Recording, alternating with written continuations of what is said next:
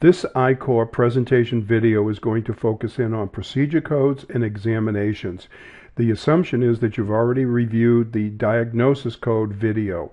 That covers a lot of background information and information that you really should know before you continue on with these. So again, if you haven't looked at the diagnosis code, please review that one first. So let's get started. I'm going to again go into medical coding and reimbursement. This time I'm going to select procedure codes. Here we have, again, the same as in the diagnosis, 3 separate ways. I can look up a code, I can drill down by a segment or a procedure based on a segment of an eye, or we also notice have exams, wellness exams, any specialty services, vision and contact lens procedures, inpatient examinations, so those that you view that are treating patients in a hospital environment can look there. Nursing home and home visits, vision therapy, and then the different segment of the eye. We also have the HCPCS codes and all of the PQRS codes, which I did explain briefly in the diagnosis description. So let's get started. I'm going to simply go into fundus photos, and I'm entering fundus. I didn't mention this in the diagnosis screen, but one of the things important to know for speed and efficiency, I-Corps automatically recognizes that anytime you are using the keyboard to type something, it sees that. You don't have to then reach for the mouse, bring the cursor to go, and click go, which is a waste of time. You can, while you're typing, you can type what you want and simply hit the enter key, and it automatically goes in there. Again, the same thing, I can move my mouse, or I can simply hit enter if that's what I'm looking for, and now I'm in here. Now let's describe what goes on or what's presented within the procedure code screen. First of all is my CPT code, the actual description, the fee for your region. Once again, I will remind you, this is specific for one of the regions in the country. In most cases, obviously, it would not apply to your region, so don't paste this information on yours. Again, that's the benefit of I-Corps. When you purchase I-Corps and you install it, it is specific to your region of the country, so then at that point, all of this information would be absolutely specific for your region of the country. Let's talk about the doctor's use of this screen. One of the more common ones is you have a procedure in mind. You just want to ensure that the diagnosis code supports that procedure. So let's go with the screen based on that scenario. First of all, it also tells you that this procedure requires an interpretation report. There is a separate video presentation just on interpretation report. Again, I'll remind you that 80% of both optometrists and ophthalmologists are either not doing an interpretation report or not performing a compliant one. So make sure you look at the video on interpretation report. I-Corps' interpretation report is fast and easy to use. Here we show you all the diagnosis codes that support fundus photography in this particular region of the country. If you're an I-Corps user, it would obviously be for your region. We also indicate again, just like on the diagnosis screen, that this is a bilateral procedure and it should be performed on both eyes. If for some reason it's only done on one eye, we indicate you should use or are required to use the 52 reduced service modifier. One of the things that when we read in the periodicals, hear lectures, webinars, etc., we see frequently the use of modifiers that is completely inappropriate. All that does is serve to either have a procedure denied or the reimbursement reduced. What we're showing you here are those modifiers that are potentially available for this particular procedure. Not that they're required, but these are the ones you should be looking at as a potential. If it's not on this list, don't use it. Again, we see many cases where modifiers are used inappropriately, and that causes either a denial or reduction in reimbursement. On the bottom of the screen, we have 4 different categories of notes or other information. The first one are notes about the particular procedure that's displayed. And if you have different information, you simply click on that and you'll display the entire information about the note. Coding information are specific coding requirements, restrictions for about that procedure. In this case, one of the things we're showing you here is how, according to the NCCI standard, that any form of scanning laser and fundus photography are mutually exclusive. There is other information in here on how to code it properly. Pearls are typically used for increased reimbursement or making sure you're doing something properly so you will get reimbursed. In this case, it talks about the difference between wellness fundus photos, those taken routinely, billed to the patient, and fundus photos with medical diagnosis billed to insurance. If they're not done properly, and there are very specific requirements which we identify very clearly in I-Corps, if you get audited, you will not get your reimbursement. You will lose the reimbursement plus interest plus penalty on any fundus photos done medically when you're also doing wellness and not the proper way. Again, all that information is within I-Corps. Regional notes are notes specific for this region of the country. And as an I-Corps user, when you look up your region, you're going to see all the notes that are specific for your region of the country. Again, I'll click on it, and here for this particular region, it does limit fundus photography to twice a year. So there are, again, it's a specific requirement or restriction in your region of the country. So that gives you a brief rundown of the procedure code screen and what's in here. I'm going to go back and I'm going to select, we're going to select plugs. Now we're in the procedures code screen for punctal plugs. Very similar to what I showed you for fundus photography. We're showing you the actual CPT code, the description, the fees for your region, all the supporting diagnoses, again, a scrollable list, just like we showed you before. The one thing, since this is a surgical procedure, notice here, for every surgical procedure, we actually show you what the post-op period is. If the procedure, and it's more appropriate with a cataract type of a procedure, but we also show you that what the surgeon must use for a modifier if it's co-managing, and what the co-managing doctor must use for a modifier in order to get reimbursed. The important point I wanted to point out here is here on the coding critical. This is one of the things we always make sure is on here. This is a procedure that requires a modifier. Remember, back on fundus photo, I discussed what the potential modifiers are, but in most cases you didn't use it.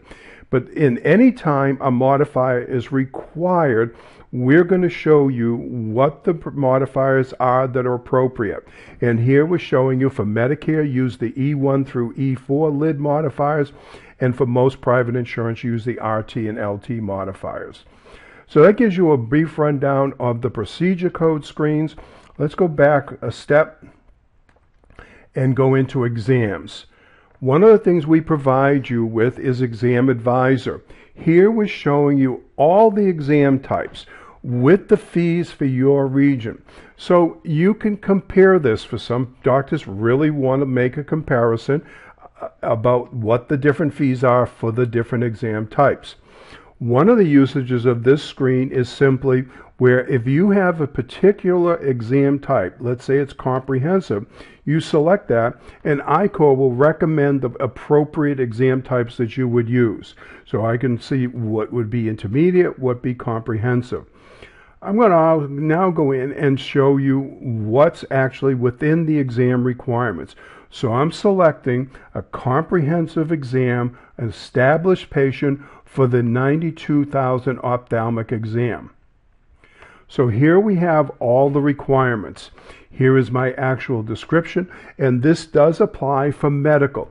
We realize that many of the insurances for wellness plans, for refractive visits, VSP, IMED, etc., require you, or used to actually require you to use the 92,000 exam.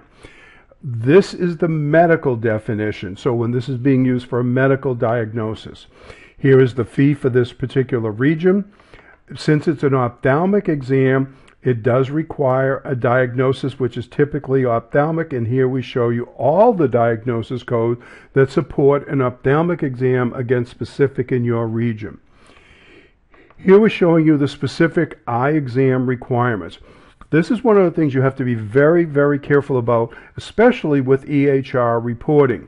One of the things we find is that the EHR, when it goes into the elements of the eye exam, will actually show you all the elements, but they do not show you which are required. For a comprehensive ophthalmic exam, you have to do 8 of these 11. For a comprehensive exam, you are required to perform both ocular motility and gross visual field. So even if you did all 11 of these and did not do either of these or just one of those, your exam would be non-compliant. The next required category is history. You must record the patient's systemic and ocular medical history, their family history, and social history. All 3 must be recorded. General medical observations, including orientation to time, place, mood, etc. The next requirement is dilation. For a comprehensive exam, dilation is required. There is a lot of discussion about this. I hear it at lectures, read articles where dilation is no longer required. That is absolutely not the case for every region of the country. For a comprehensive exam, dilation is required. I'm going to click on the More button for more information about dilation. And here we're showing you that it is required. And then according to both the AMA and the AAO, unless contraindicated, dilation is required. And then all of the exam types that I've talked about, the 92004, the 14 for an established patient, the E&Ms, level 4 and 5, both for established and new, dilation is required. There is no option on that. However, if it's medically contraindicated, or the patient's too young, too old, or some legitimate reason why the patient cannot be dilated, as long as you document it clearly in your exam notes, then you can perform and bill a comprehensive exam even though you haven't dilated the patient. The next one is initiation of diagnosis and treatment plan. This is important. It is the number one reason for a denial of a comprehensive ophthalmic exam during an audit. We hear this all the time. Unfortunately, most EHR systems do not have this in their exam documentation. It is required for these exam types. You must be able to document in a separate category initiation, diagnosis, and treatment plan. You need to record one of these 5. You do not have to record all 5. So the first one is, and this is actually the wording straight from CMS, prescription of new medications, not a continuation, new lenses. And one of the things that is valid for optometrists and ophthalmologists are lenses as satisfying the requirement for initiation, diagnostic, and treatment plan. Arranging a special diagnostic or treatment service. So, for example, fundus photos, OCT, etc., visual fields.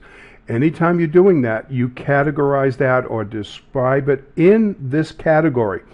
This is an important point that we make within I-Corps, and when we lecture across the country on medical coding and reimbursement, it's one additional spot. If you're doing a special procedure, again, for example, fundus photo, it must be documented in addition to all the exam documentation, in addition to the interpretation report, in addition to the ordering of that procedure.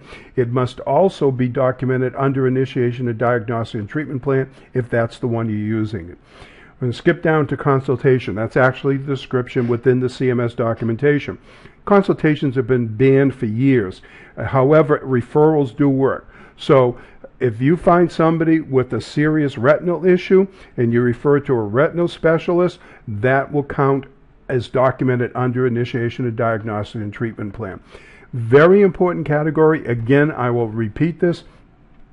It is the one thing, the first thing that the auditors look for these type of exams, because they know most people do not document it and it will get that denied immediately.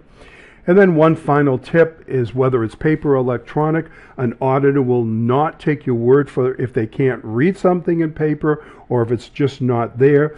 They will not accept, well, I did it, it has to be documented. If you didn't document it, you didn't do it. So that gives you a rundown about what I-Core shows for medical coding for an ophthalmic exam. Now let's talk about the E&M exams. Those are the 99s. I'm going to select just arbitrarily a new patient level 3. Here's what we show you in I-Core in our fast code module. We actually developed this many years ago, and it is used in different EHR systems, but we had developed this about 20 years ago. So I've got my procedure code 99203 for a new patient. One of the things we're showing you for the diagnosis requirement, unlike an ophthalmic exam, which we just described, this can take any systemic disease or ophthalmic diagnosis, either one. Here are the categories that you have to be careful that you record. History. HPI, notice it's not the term chief complaint. We see that misused. HPI, and it's history of present illness. You need to document that. This is one of the things when we do our audits for practices, we find that most practices do in fact fail an audit, especially with EHR systems, and the number one cause of failing an audit is that they do not have HPI recorded properly or at all. We always recommend you code the history category at the highest level. So let's say, for example, that you're seeing somebody that you believe is a low risk and therefore a level 3. Now, during the exam, you find more things wrong, much more serious condition, and you want to change that to a level 4 exam. Instead of having to retake history, retake review system, if you always do all of that at the highest level, you will not have to retake history. You will be able to continue with that exam. HPI, history of present illness. Notice when I move my mouse around, if you look at the bottom right, we give you the basic information in that information box. What are the areas? And we show you there the complaint, location, quality, severity, etc. If I'm at the level 4, we actually show you it's an extended HPI. Here on history, it's pertinent, it's complete. It's a complete review of systems. Again, we recommend you always code or document at the highest level. If you don't know all the information about that particular thing, you can simply click on any of the headings and we give you all the information about HPI in this example. The simplest way to use this is where you look at what you've done. If everything is over here, then you know you're satisfied a level 3 exam. Exam elements, you have to do at least 9. The amount of complexity, diagnosis and management, patient risk. One of the things we hear from doctors is that you only have to record 2 of these 3 categories. That is not correct. You must record all 3. The only 2 of 3 rule there is within the medical decision making. You can do this one and patient risk, or these 2. As long as you do 2 compliantly, you will be compliant on that exam. Again, the only 2 of 3 rule is for medical decision making, and again, that's straight from the CMS documentation. Patient risk is really the determining factor. You could go into an exam and code it, do the history, the exam elements, complexity, etc. at the highest level. But if the patient risk factor was only low, you really are not going to get successful if you were ever audited on that particular exam. So that should be your key, is risk. And notice when I hover my mouse over that low risk, it shows me in the information box below 2 self-limited or minor problems, 1 stable chronic, or an acute uncomplicated. Moderate is 1 chronic, 2 stable chronic, undiagnosed new problem, etc.